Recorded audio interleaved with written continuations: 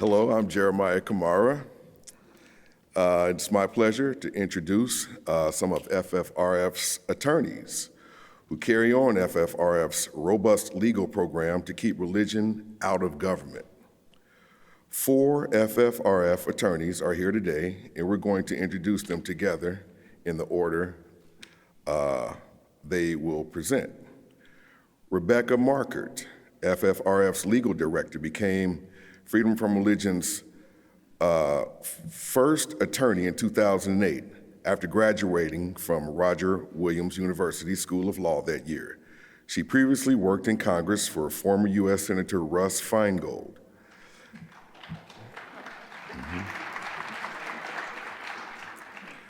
This is her 13th year working for FFRF. She manages a staff of 8 other attorneys and 2 legal assistants, plus many seasonal interns. She has served as co-counsel in Freedom from Religion Foundation's litigation and drafted amicus briefs, including before U.S. Supreme Court. Rebecca is admitted to practice law before the Supreme Court. After Rebecca, you will meet Chris Line, FFRF's active intake attorney who specializes in writing hundreds of complaint letters a year over governmental entanglements with religion and has achieved hundreds of non-litigation victories for FFRF. Chris began working for FFRF in 2015 as a legal intern after receiving his law degree from the University of Wisconsin Law School in 2017. Chris became Patrick O'Reilly Legal Fellow, then a full-fledged staff attorney in 2019. He's an accomplished photographer who is also working during the convention as a staff photographer. So if you see him, smile. Thank you.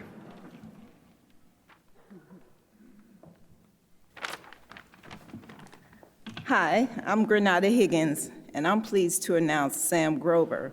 Sam's paper on counterterrorism and the law was published by the Memorial Institute for the Prevention of Terrorism in Oklahoma City. He has traveled to Southern Africa to work under Justice Unity Dow of Botswana High Court. Sam first worked for FFRF as a legal intern while attending Boston School of Law.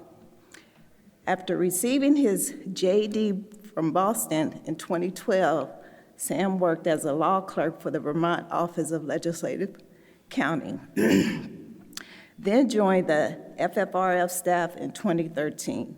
He is now specializing in litigation and will be given an update on FFRF's current litigation. Last to speak will be Andrew Seidel, FFRF's Director of Strategic Response. Andrew graduated magna cum laude from Tulane University Law School, studied human rights and international law at the University of Amsterdam, and traveled the world on semester at sea. He completed his Master of Law at Denver University Stern College of Law with the perfect GPA in 2011 and was awarded the Outstanding LLM Award. His first book, The Founding Myth, Why Christian Nationalism is Un-American, came out in 2019 to great acclaim. The hardback has been sold out. It's coming out in paperback in December, and FFRF has managed to secure some hot-off-the-press copies for convention goers. So Andrew will be signing copies of his book at noon, at the noon break, and with other authors. So please welcome these committed FFRF attorneys.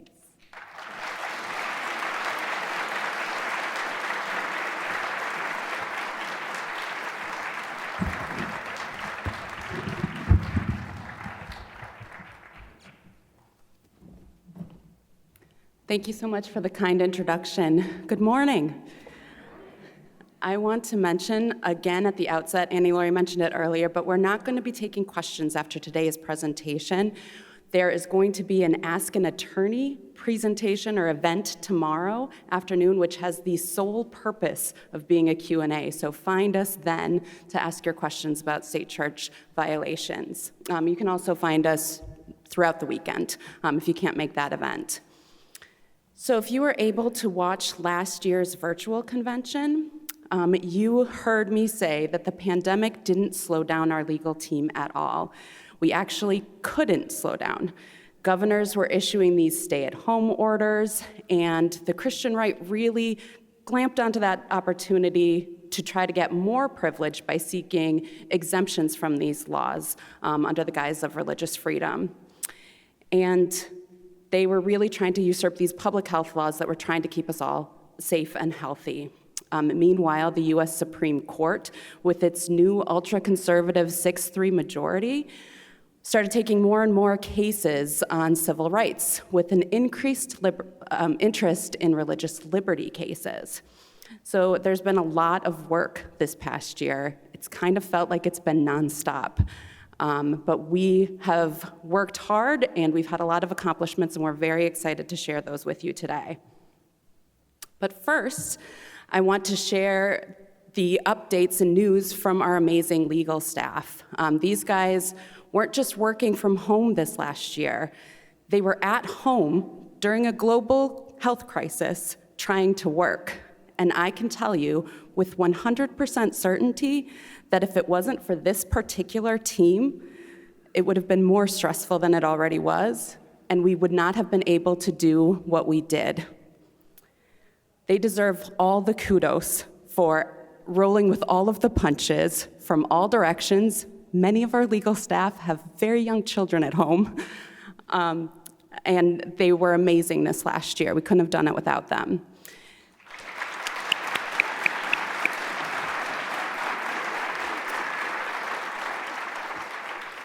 So as things start to normalize, we hope, we're still going to be fighting for you. So this is our new legal assistant, Stephanie Dyer. She's here this weekend along with our other legal assistant, Greta Martins. And I'd like them to come up and wave hello to you. You'll find them at the sales and registration tables. You probably already met them.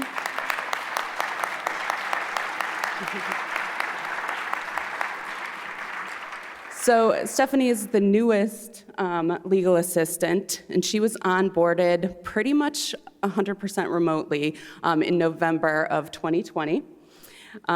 So she celebrated her anniversary with FFRF just this week.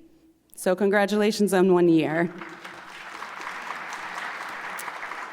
She graduated from the University of Wisconsin-Madison with a degree in political science and legal studies, and she plans to go to law school next fall.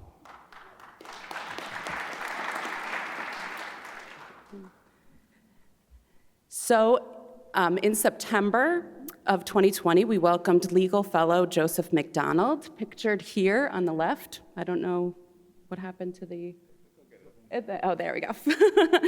He's pictured here on the left. He's a graduate from the University of Wisconsin Law School. He also holds a master's degree in public health, and he actually left FFRF in August of 2021. So our newest employee, Karen Heineman, pictured on the right, started in September of this year. She is a graduate of Markert University School of Law in Wisconsin. She handles our state church complaints out of the 6th, the 7th, and 8th Circuit Court of Appeals, as well as doing military and veterans complaints for the entire country. She's also a licensed veterinarian. FFRF continues to have a robust summer intern program. During 2021, we were lucky to have assistance from 6 dedicated law students and undergraduate interns. Over the summer, we had 4 law student interns. They're pictured here. Alex Moore and James Aird from UW Law School joined the legal team along with Michael Sale from the University of Arizona. And our strategic response team also had Matt Hansen from the UW Law School doing a joint degree program with the La Follette School of Public Policy over the summer. Matt has actually stayed on with the legal team for the fall of 2021. We also had 2 undergraduate interns, Regan Lucy and Sukhvir Singh, who were both taking time off during the pandemic before going to law school this fall.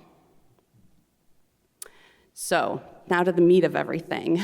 FFRF's legal department advocates for state church separation in many different ways. Many of you know what we do, but I'm going to recap for you. We have a team devoted to non-litigation efforts, so that's trying to resolve these complaints without going to court. We also have our litigation team, which takes lawsuits when those complaints do not get resolved amicably. We also have the strategic response team, which Andrew will talk about in depth in a bit. And we finally have a team devoted to what we call legal education. So legal education involves our efforts to educate the general public about the importance of state-church separation, what these violations look like, and how they can be resolved. And quite frankly, we also want to educate judges and lawyers on these issues as well. So we have projects that are devoted to just that. The general idea is to reinvigorate the idea of state-church separation and to remind people that this is a cherished constitutional principle and that almost every issue they care about probably, most likely, has an underlying state church issue to go along with it. So if you care about that issue, you also have to care about state church separation. So a couple of years ago, we decided to have staff dedicated particularly to these efforts. Our attorney, Elizabeth Cavell, who is not here today, works on these projects and initiatives and helps remind the public why a government free from religion helps protect the wall of separation and aids in true religious freedom. Over the last year, we've seen just how important these efforts are as the Supreme Court takes more and more religious liberty cases. And these efforts are actually worthwhile. Just last month, the Pew Research Center shared results of its poll showing that Americans overwhelmingly support the constitutional principle of separation between state and church. The poll is the first of its kind and confirms what FFRF has been saying for decades. Americans want their elected representatives to leave private religious beliefs out of official government actions. A majority of Americans, 54%, think that the United States should enforce state-church separation, and a strong majority, 69%, believe that the federal government should never adopt an official state religion. 63% believe that the federal government should advocate moral values shared by the people of many faiths rather than Christian values. Likewise, 69% indicate that the U.S. Constitution was written by humans and reflects their vision and not necessarily God's vision, compared to only 18% who believe it was inspired by God and reflects God's vision for America. Pew points out that even among white evangelical Protestants and highly religious Christians, fewer than half say the U.S. should abandon its adherence to the separation of church and state or declare the U.S. a Christian nation. So this is great news, but we can do more to educate the rest of the population on the importance of this cherished constitutional principle. We need to build on these great numbers, so we're not going to stop these efforts. And with the current makeup of the federal bench, we can't. So what does our legal education attorney do? In addition to putting on presentations and webinars for the general public, she coordinates continuing legal education programs for lawyers. Liz also works on reports that expose First Amendment violations. FFRF is working to increase our legal scholarship for the Establishment Clause and religious liberty overall to counter this glut of law review articles on these issues from the Christian perspective. And since Liz isn't here this year, I'm going to present her team's accomplishments. So like I said, a major initiative is to publish reports exposing state church violations or concerns. This past year, we were able to issue 3 of those significant reports. Earlier this month, FFRF issued a report called Casting Light, the Sunshine State's Problems of Religion in its Public Schools, which calls attention to the myriad of unconstitutional activities taking place in public schools all over the state of Florida. The report documents serious systemic Establishment Clause violations in Florida's public schools, ranging from teachers imposing their personal religion on students to administrators establishing chaplaincies at the schools. The report concludes that public schools exist to educate, not indoctrinate. Florida's school districts must educate staff and adopt sound policies ensuring all school-sponsored programming, including their athletic programs, are free from religious activity and pressure. The report has been sent to every single school district in the state of Florida. Attorneys Elizabeth Cavell and Chris Line worked on the report. In August of 2021, just before the school year began, we issued another report, a short report about prayer walks in public schools. This is a bizarre phenomenon that usually happens at the beginning of the school at the beginning of the school year, whereby community members go around the school and pray for the upcoming school year. They typically involve religious leaders praying, sermonizing, and even sprinkling holy water over school grounds. And we point out in this report that this is constitutionally impermissible. Again, Liz Cavell and Chris Line worked on that report. And in December of 2020, we released a report entitled Religious Liberty Under Threat. It exposes the Christian nationalist takeover of our federal courts and the damage this is causing to the separation of church and state. As Annie Laurie alluded to, President Trump packed the federal courts with ultra-conservative judges. In 4 years, he was able to appoint 3 justices to the U.S. Supreme Court, 53 appellate judges, and 170 district court judges. The profile of these judges is alarmingly white and young, male, and all of them ascribe to the Christian nationalist political ideology. They're appointed for life, and their impact will be felt on the law for decades to come. Again, attorney Elizabeth Cavell and our legal fellow Joseph Mcdonald worked on this report. Elizabeth Cavell also wrote an op-ed about that report, which was written for the Progressive Media Project and was sent out to hundreds of daily newspapers through the Tribune News Service. It ran in approximately 25 papers across the country, including the Miami Herald and the Cleveland Plain Dealer. And just last month, I updated the report in part by reviewing 1 year of the new Supreme Court, which coincided with the anniversary of Justice Barrett taking the bench. The judge's report is going to continue to be updated and will be in the near future with decisions from the lower court judges, and we will continue to shape our litigation strategy and efforts on the legislative side based on that report. FFRF has also made it a priority just these last 2 years to increase legal scholarship on state-church separation, particularly after we've seen the dangerous use of and often inaccurate history as rationale in our cases. To that end, we gave Roger Williams University, which is just down the road in Rhode Island, a grant to put on a symposium entitled, "Is This a Christian Nation?" Spoiler alert, it's not. It was held in September of 2020, virtually of course, but the important part of this scholarship was the journal that the law school published as a result. All the presenters at that symposium wrote articles that were printed in a special issue of the law school's Law Review, and that was published this spring. FFRF then sent copies of this journal to every Supreme Court justice and every appellate court judge in the country. In addition to urging elected officials to adopt vaccine mandates and writing about the danger of religious exemptions, we're, of course, monitoring the series of cases that are wending their ways through the courts regarding vaccines. But we were also able to take on an issue that's close to our home, in the heart of Packer Nation. FFRF's newest legal fellow, Karen Heineman, wrote an op-ed in November, so this month, about the Packers quarterback Aaron Rodgers and his choice to ignore the science behind proactive vaccination, electing unimprovements like ivermectin instead.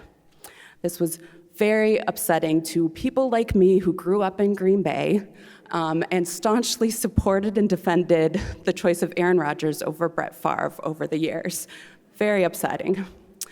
The piece has actually been published this week in the Capital Times, which is a local Madison newspaper. Now, actually, we kind of switched up the order on everybody. So Sam Grover, our litigation counsel, is going to talk next, and then Chris Line, and then Andrew. So I'll hand it over to them.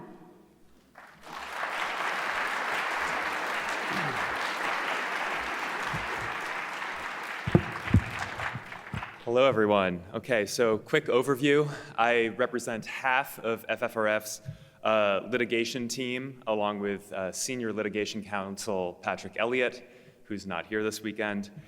We have our hands in each of FFRF's cases, but almost all of FFRF's attorneys participate in one or two of our cases to some extent. So currently, we have 5 active cases, most of which are long-enduring and labor-intensive. We did win one case earlier this year, which I'll talk about in a moment, and we expect to win more soon. We have 2 cases we're currently winning on appeal. We expect one to settle, and then we have 2 cases that are pending in district court. So we'll see, one of which is a new case. So let's talk about all of them. First, our newest victory, this is Craigan V Merrell, where FFRF represented 4 Alabama residents, including our Freethinker of the Year, Randall Craigan, who will be speaking this afternoon alongside his co-plaintiffs. I don't want to steal their thunder by going into too many details of the case, but essentially we sued Alabama's Secretary of State to challenge a religious oath that voters were required to sign in order to register to vote, and that has been resolved. I'll let them talk about it more. So we also have ongoing lawsuits, beginning with a new case that we filed this year. So FFRF joined a coalition of advocacy organizations in a lawsuit against 8 federal agencies for undoing rules that protect people who are receiving social services from being discriminated against. So the Trump administration adopted new rules that did not require faith-based organizations receiving federal funding to give social services. Those organizations were no longer required to, for instance, inform recipients of their legal right to be free from discrimination, to not have religious programming as part of receiving social services, or to refer recipients to alternative non-religious providers if asked. So the lawsuit challenges these Trump-era rules under the Administrative Procedures Act, and the Biden administration has now indicated that it's going to undo these provisions and will likely propose new rules in 2022. So the case is stayed pending the adoption of those rules. FFRF sued Texas Governor Greg Abbott and the Texas State Preservation Board back in 2016 after Governor Abbott removed FFRF's Bill of Rights nativity display from the Texas Capitol, which we put up in 2015 after the Preservation Board approved a Christian nativity scene to be displayed in the Capitol the year prior. Abbott ordered our display removed from the Texas Capitol 3 days after we put it up, lambasting it as indecent, mocking, and contributing to public immorality. All good things, in my opinion. In 2018, the district court issued judgment in favor of FFRF, and Governor Abbott appealed to the Fifth Circuit on narrow technical grounds. The Fifth Circuit then kicked the case back to the district court to enter more robust relief for FFRF to protect our free speech rights in the future. The district court then entered that relief for FFRF, and then Abbott appealed again, now arguing that the case is moot. So earlier this month, we finally briefed that issue to the Fifth Circuit, which will likely issue its opinion in 2022 after oral argument. FFRF sued Mercer County Schools in 2017 to challenge the school system's egregiously unconstitutional Bible in the Schools classes for elementary school students. The classes were held weekly, beginning in first grade, and included creationism and other religious instruction. So these pictures that you see here were slides used as part of that instruction. You have a depiction of Moses with the 10 Commandments, and then Adam picking grapes while Eve holds her hand out to a friendly hummingbird. Oh yeah, and of course there's a dinosaur in the background. Literally one of the lessons that in the class read, quote, "Picture Adam being able to crawl up on the back of a dinosaur. He and Eve could have their own personal water slide." This is, educational instruction, supposedly. So due to the lawsuit, the school suspended these Bible classes for the 2017-2018 school year. They haven't brought them back since. The district court in the case ruled against us on jurisdictional grounds, basically saying that the issue was resolved. But we, FFRF and the plaintiff family involved in the case, appealed that, won at the Fourth Circuit. The school district appealed to the Supreme Court, who decided not to take the case in 2019. And now the case is back in the district court. We're undergoing settlement negotiations since the school district has given us everything we want. And so we expect that case to resolve favorably soon.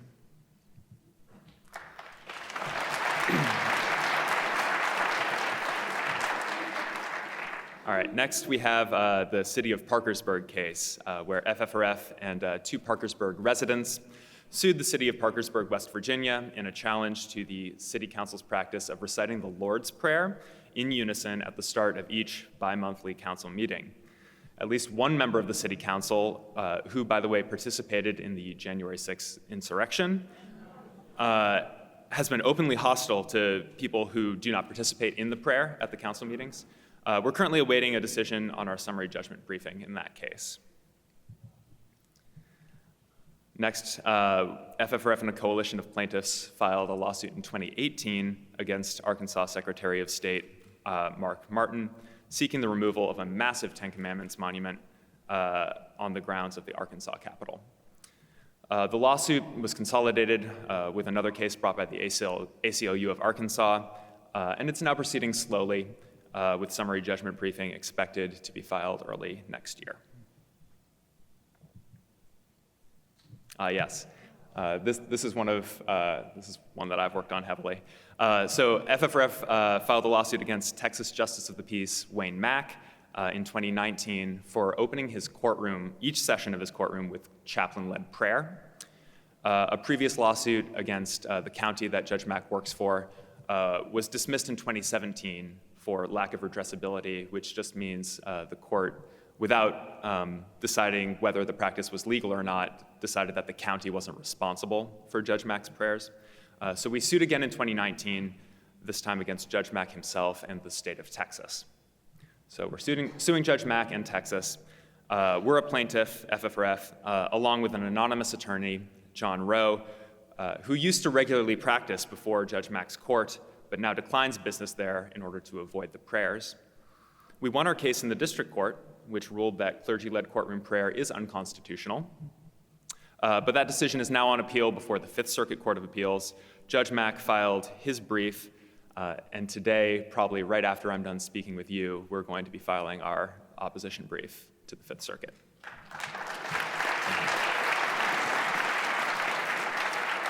Now, I can neither confirm nor deny whether our anonymous plaintiff, Attorney Rowe, is here today, but given the Christian-fueled hate and financial losses that he endured in order to make this lawsuit possible, I'd like to give him a round of applause.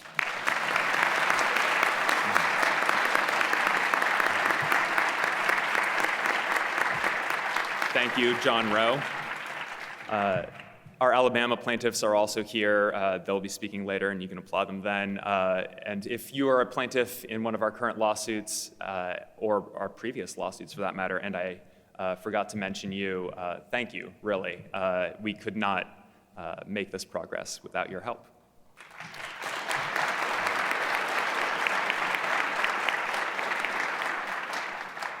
So in addition to filing our own lawsuits, we also advocate an Establishment Clause and First Amendment lawsuits brought by others through friend of the court briefs, also called amicus briefs, also called amicus briefs. That's a whole thing I'm not going to get into. But FFRF staff attorneys have filed 5 amicus briefs since the 2020 virtual convention, including 2 Supreme Court briefs back-to-back in September and 2 more briefs since then. We've been very busy. So I'm going to go through them really quickly, and in the interest of time, it'll be brief. First, in Dobbs v. Jackson Women's Health Organization, we filed a brief to the Supreme Court where we pointed out that religious belief lies at the center of anti-abortion legislation.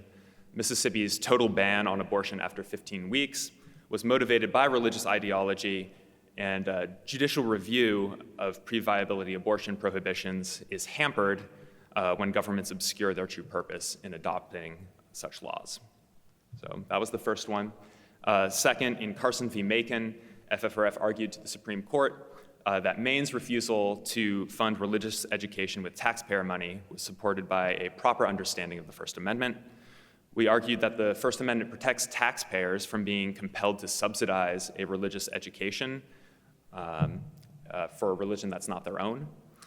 And also that this no-aid principle avoids government entanglement with religious education. Third, we submitted a Supreme Court brief in Ramirez v. Collier, where a person on death row sued Texas for denying his request to have a minister lay hands on him and audibly pray in the execution chamber.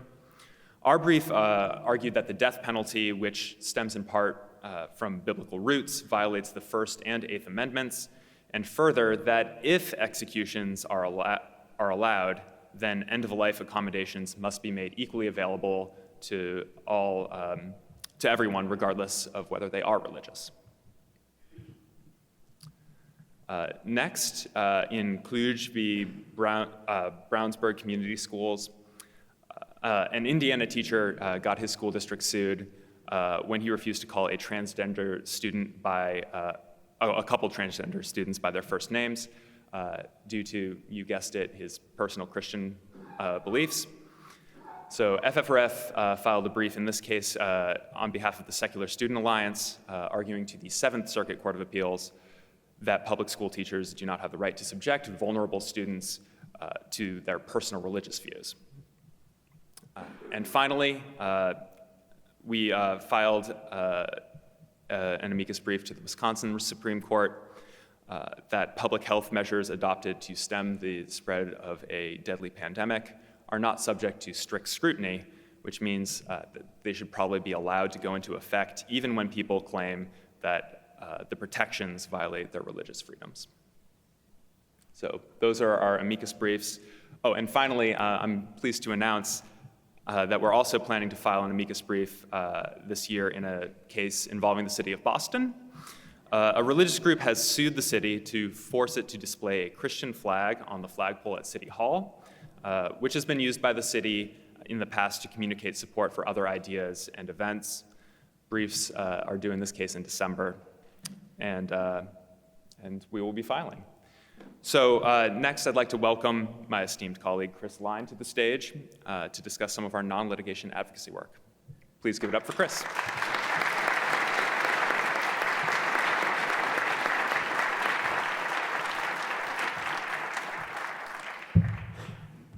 Thank you.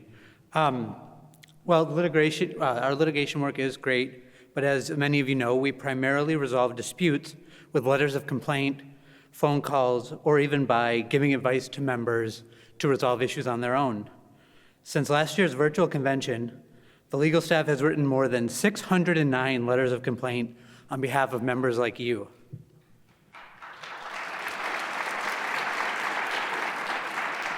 Since January 1st, FFRF has sent more than 500 letters of complaint.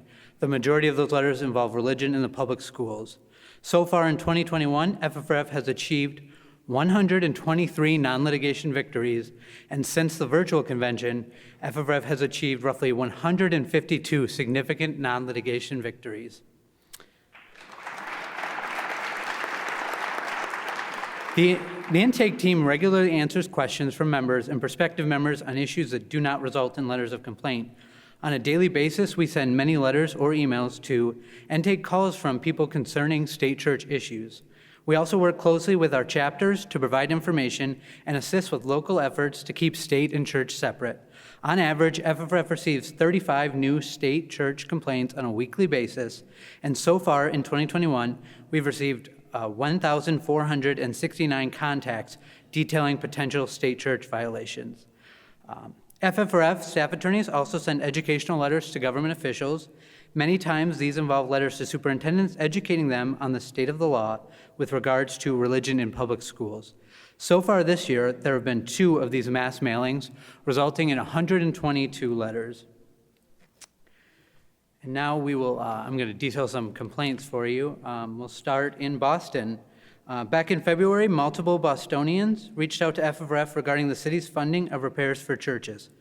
We learned that the city of Boston has been increasingly funding more and more churches through the Community Preservation Act.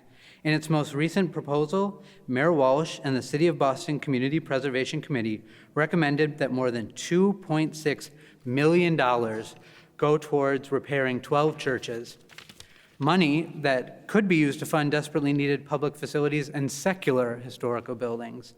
We've received records related to the funding and are looking into what further action we may be able to take, which leads me to actually a more egregious case of religious funding out of Kentucky. You know, here in Boston, they're repairing churches, but in January, a local member of Versailles, Kentucky, which is not pronounced Versailles, but spelled the same way, reported that the city partnered with the First Baptist Church to request a grant from FEMA for $1.2 million to construct a new church building that would also function as a tornado shelter if the need should arise. Yeah, the project is described as a monolithic dome that could hold 2,000 people. It's going to be built on church land and will serve as the church's sanctuary and as a severe weather shelter. The mayor noted it didn't matter to him whether it was a church or a ping pong facility as long as there's shelter in place. So maybe they should just build a ping pong facility instead. We've been in communication with FEMA's attorneys, and as of September, FEMA is currently reviewing the project, including the concerns we raised. If FEMA goes through with this grant to build a church, FFRF will take legal action if we're able to prevent this egregious abuse of government funds.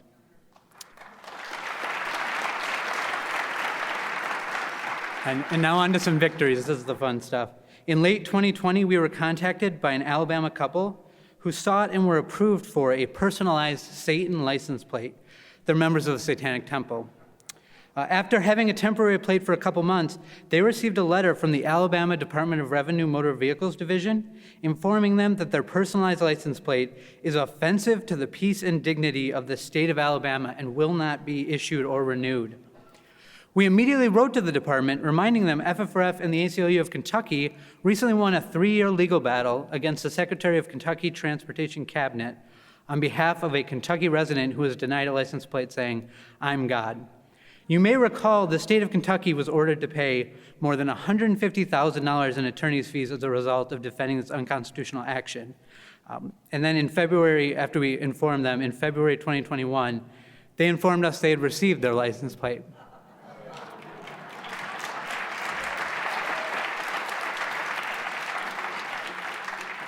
Now we'll move on. We have an issue out of Pennsylvania. In February, FFRF's intake attorney, Maddie Ziegler, wrote to the Montrose Area School District in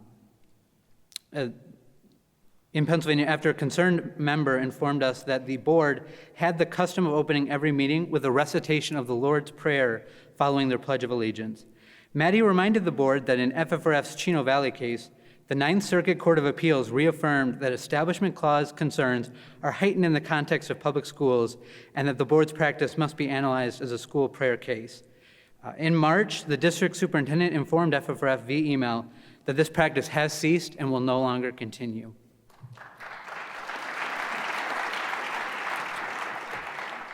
We had a rare but noteworthy victory in Franklin County, Washington. In January, we learned the Franklin County Board of Commissioners had begun a new practice of opening its meetings with prayer. Now, while the Supreme Court has unfortunately found legislative prayer to be legal under many circumstances, because this was a new practice, we wrote to the board urging them not to bring religion into government with this new prayer practice. While it's not our typical outcome in these kind of cases, in May, we received a response from the county administrator informing us that after discussion and obtaining legal advice from their legal office, the commissioner discontinued the time of prayer, specifically stating, "We recognize the separation of church and state that must prevail in public meetings."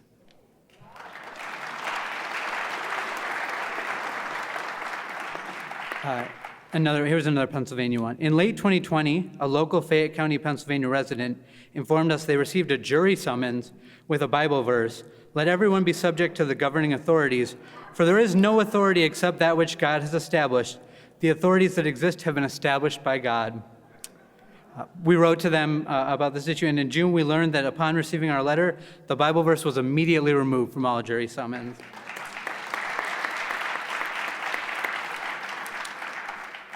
We had to deal with a couple times this year a bizarre type of violation with baptisms taking place as a part of school activities, specifically football. And in all these cases, coaches or pastors brag about these on social media. So we actually have a video of one of those in Hernando County, Florida.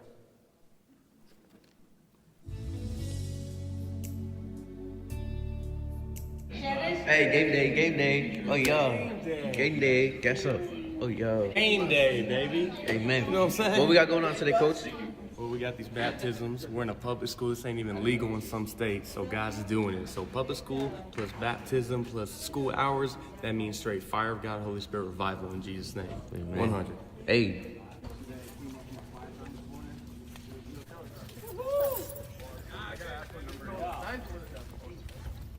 So what are you doing today, Coach B? We're getting baptized today, baby. Praise Jesus. Amen. God got a little church group coming up for us, for each other, for the Lord. Taking a dunk with me. Just a couple kids, like 5 or 6, I think. Awesome. Yes, sir. We wrote to the district regarding this incident and received a response. The superintendent promptly directed administrative staff to look into these issues and take appropriate responsive action to address our concerns. Similarly, in October, FFRF's newest legal fellow, Karen, wrote to Broken Arrow Public Schools regarding another football practice that took place, and we have another video of that. Hey, what's up, guys? My name is Brian. I am the student director at Battle Creek Church, and I'm telling you, today was mind-blowing. We had a chance walking through baptism with several players. What's cool is that we got a chance to see 10 students give their life to Christ on Sunday. And then today, after football practice, right here at Broken Arrow High School, we got a chance to see those same students step forward in baptism in front of all their peers. The chance to baptize you in the name of the Father, and the Son, and the Holy Spirit.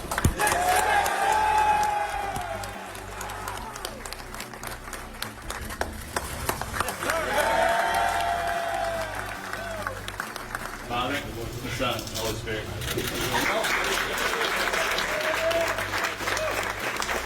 So today, in the midst of what God was doing and drawing students to the baptism water, we have a coach that Brendan Seagraves has been having conversations with, an older gentleman who's never been baptized. And today, because he saw the faith of his players, stepped foot into the baptism waters and got baptized today. Super cool to see a coach take a stand like that as well.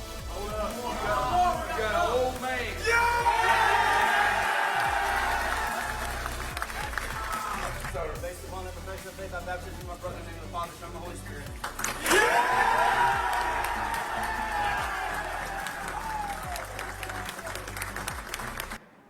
So that didn't seem like a school-sponsored event at all. As with the last complaint as well, when religious events take place directly during or after team football practice on school property with coaches' participation, these activities are rightly perceived by reasonable students as endorsed by their school. Federal courts have specifically held public school coaches' participation in teams' religious activities as unconstitutional. In this case, the district's attorney informed us that 2 days after the event, the pastor in the video was spoken to by the district's director of athletics and was asked not to use district facilities to hold baptisms in the future. The head coach was directed to reiterate with his staff that any prayer, religious event, or acts of faith must be completely voluntary, student-led, and not endorsed by the district. Now we have an issue out of Michigan. In April, a concerned student reported multiple instances of religious promotion by different district staff at Pewana Westphalia Middle High School. Our complainant reported multiple staff members displayed religious messages, imagery, and Bible verses in their classrooms or offices. One teacher had a stone with "What would Jesus do?" carved on it on their desk. Another had a figurine with a Bible verse, "Press on towards the goal." And the principal had a display with a Latin cross and the message, "Greater love has no one than this, to lay down his life for one's friends," on his desk. There was also a Latin cross in the library. We wrote a letter to the district, and in September we were informed the district superintendent met with staff, instructed them to remove non-curricular religious displays from the classrooms, and to discontinue any practices promoting personal religious views with students during the school day. The superintendent conducted a final walkthrough of classrooms to ensure that any improper religious displays had been removed.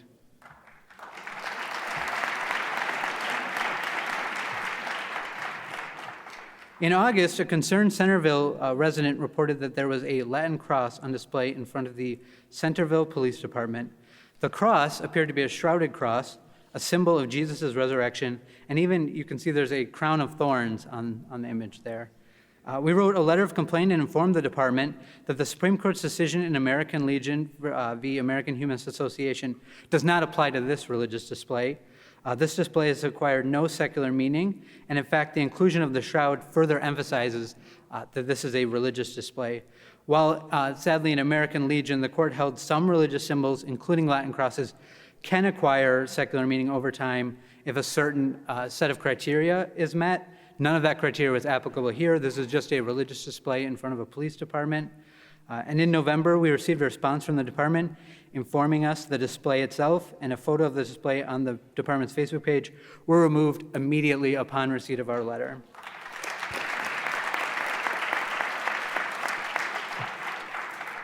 And finally, we can get into the holiday spirit here. This is a violation that led to multiple sources referring to us as notorious Grinches.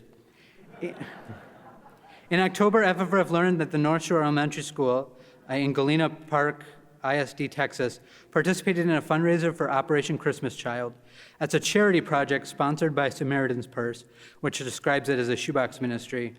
So basically, schools fill up these shoeboxes for students who are then given the gift on the condition they convert to Christianity. And we wrote to the district, we let them know, while it's laudable for public school to promote student involvement in the community by volunteering and donating to charitable organizations, the school cannot use that goal as an avenue to fund a religious organization with a religious mission. Certainly, there are other secular nonprofits that offer charitable opportunities. Just 2 days after receiving our letter, the district informed us that it ceased all participation in the event and has no intention of future participation.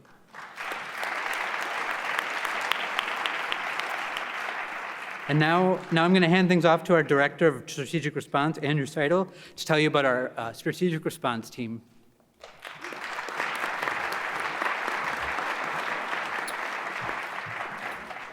Okay, so SRT is 4 years old today.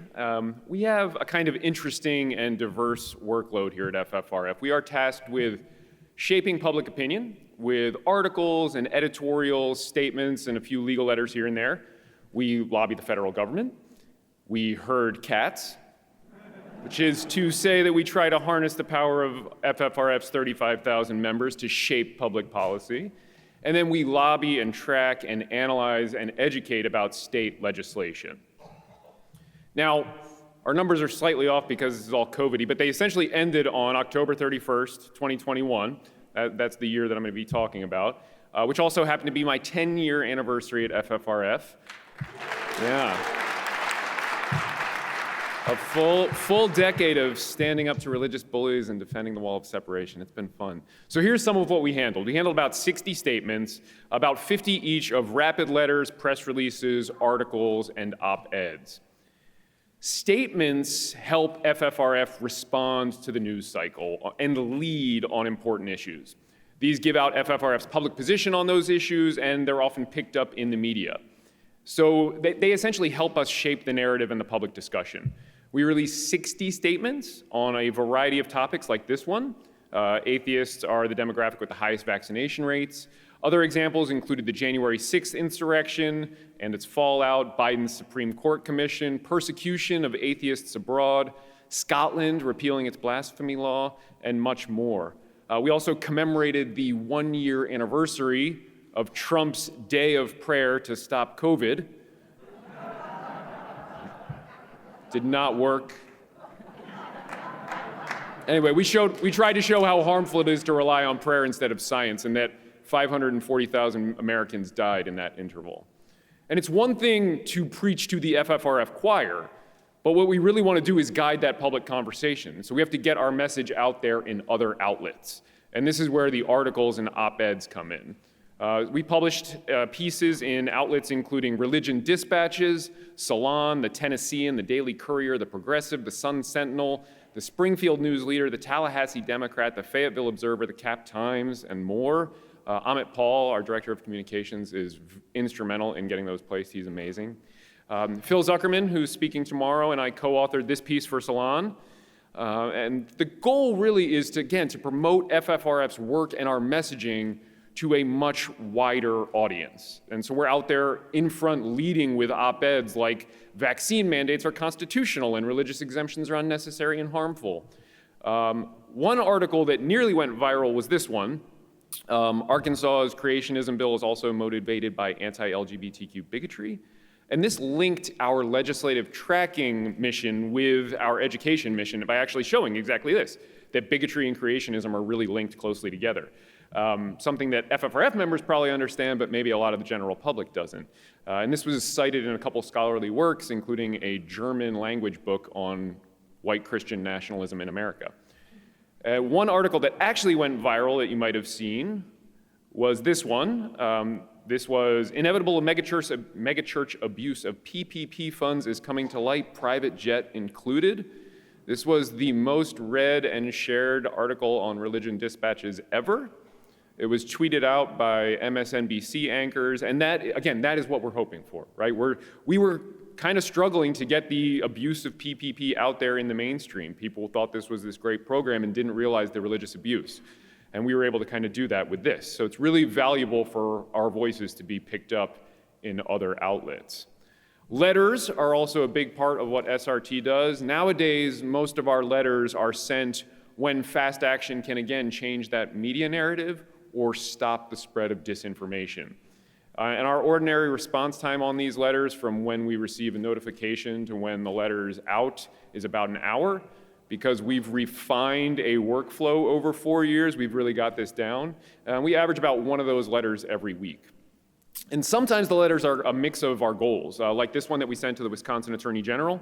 We were asking for an investigation of the Catholic Church's abuse and cover-up, and he agreed.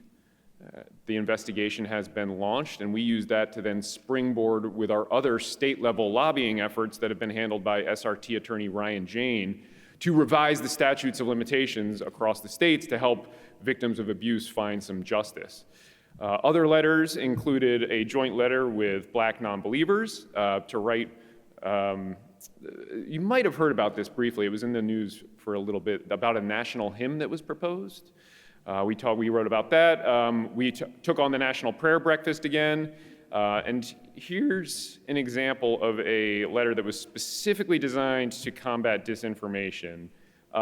This is Lincoln County, Tennessee Mayor Bill Newman declined to issue a mask mandate in part because he had not received instruction from the Holy Spirit. The sad postscript and inevitable is that he contracted COVID. It turns out that masks are more effective than ghosts when it comes to preventing viruses. Who knew? Science knew. Mark Dan is our Director of Government Affairs. Sadly, he couldn't be with us today. He's in a better place. He's in the Galapagos Islands right now. He and his husband are retracing Darwin's footsteps, but he did send us a short report from Capitol Hill about what's going on. Bruce, can we roll that, please? Hello, friends. Greetings from Washington, D.C. I'm obviously in front of the United States Capitol today, and of course, across the street is the United States Supreme Court, which means so much to so many FFRF members across the country. In the last Congress, roughly 16,600 bills were introduced, and of those, only 344 were signed into law. That's about 2%. And guess what?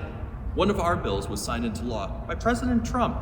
It was the Stop FGM Act of 2020, which codifies and bans female genital mutilation on minors. Thanks to your support, it was a major victory. The blasphemy resolution, which calls on the President and the State Department to prioritize the global repeal of blasphemy laws all over the world, also passed the House and the Senate. All of our key bills, whether it's the Equality Act, which prohibits discrimination based on sex, sexual orientation, and gender identity, the Women's Health Protection Act, which protects the right to access abortion in every single state, the No Ban Act, which eliminates the Muslim ban, which could be turned against atheists abroad who are seeking a safe haven here in the United States, all passed through the House and are awaiting action in the Senate. And our other key bills, such as the Do No Harm Act, the Judiciary Act of 2021, the District Court Judgeships Act, and the Supreme Court Ethics Act, all continue to build momentum and co-sponsors. So I want to emphasize, yes, go ahead, Mark. He can't hear you, he's in the Galapagos. But I do want to emphasize a couple things that Mark mentioned to me before he left, is that we are doing a ton of work on Supreme Court reform and federal judiciary reform generally, and we're making progress on this. We've got a long way to go, but in the meantime, those meetings and those alliances are bearing fruit in other areas. And it's also been incredibly fruitful to have the Congressional Free Thought Caucus in Congress this year. In the past few years, it's made a big difference for the secular movement. Just to give you kind of one example, we were able to host a conversation with the Free Thought Caucus about the role of Christian nationalism in the January 6th insurrection. I was able to guide that conversation. I was the moderator. Amanda Tyler of the Baptist Joint Committee was a speaker, as was Dr. Jum Navarro-Rivera and Dr. Robert Jones of PRRI. Representative Raskin, who now sits on the J6 committee, actually attended and was asking questions. And again, we were able to guide and direct that conversation. And that led to a huge project that you are going to hear a lot more about as we get closer to the anniversary. So now turning to state legislation, Ryan Jane handles nearly all of this work. He is amazing. Ryan and Mark do so much great work for FFRF and SRT. This year we analyzed more than 1,500 bills in all 50 states. So these are bills that were caught in our nets. We throw a good chunk of those back, but we ended up tracking about 1,100 bills this year. 800 of those or so were bad, about 300 were good, and then there's a handful of bills that we weren't sure on that we just kind of wanted to keep an eye on and see. The passage rates are about the same, hovering around 15% for each of the bills. And I want to single out you for a second, because we are really proud of the work that FFRF members do here.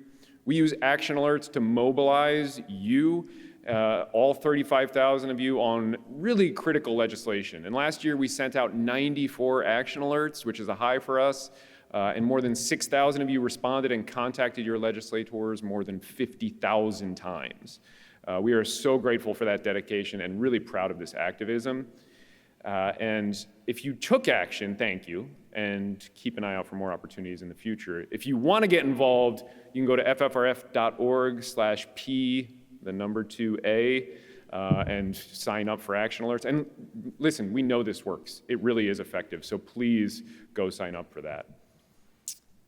We know it's effective because we saw the impacts. We saw the trend of states protecting girls against religious extremism continue this year. Several states finally banned female genital mutilation and child marriage. The District of Columbia passed a really interesting bill that allows minors to opt in to receiving FDA-approved vaccines if a doctor approves, even if their parents are anti-vaxxers. And FFRF did an action alert on this bill. Robert Kennedy's anti-vax group sued over this law, claiming that the parents' religious freedom was violated. So we are watching that lawsuit and plan to wade in and working to shift public opinion on it with op-eds like sacrificing children on the altar of religious freedom is a bad idea.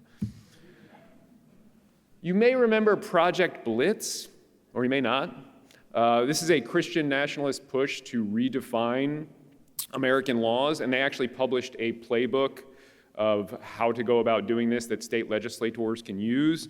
We've been fighting Project Blitz for 4 years, and they rebranded themselves. I can't remember what their new name is. It's very milquetoast, due to bad publicity, which we gleefully fomented and will continue to do so. Anyway, we tracked 28 Project Blitz bills this year, and that's down from a high of about 80 when they were really strong. And of those 24, only 4 became law. So we've really dealt Project Blitz more than a flesh wound, but they are still hanging around. And this is just a sample of what the strategic response team does. We actually handled more than 1,000 separate projects this year, up from 500 before the pandemic. So since going virtual, we are more effective, far more effective across the board. In literally every category, we've done more, we've worked more, and we've won more. Our federal lobbying effort is more effective since going virtual. I actually join meetings on the Hill all the time now from the comfort of my home or the office without having to go to DC. It saves us money. We're more efficient and more effective. And many of those 1,000 projects you're never going to hear about. Lobbying is, by its nature, a lot of behind-the-scenes work. Sometimes you'll see FFRF co-presidents quoted in congressional press releases, like this one on court expansion. I think that's the first time that's ever happened. But the point is that our influence and reach is greater than this presentation suggests, and there's a lot more that we can't take credit for. One thing we have noticed that I really want to point out is an interesting trend of other organizations, allied organizations, and offices coming to us for help instead of the other way around. And that really is the best kind of progress that our teams could hope for and what we've been working towards for years. So with that, SRT and FFRF Legal are here and we are fighting for you. We will always be fighting for you. Thank you so much for your support.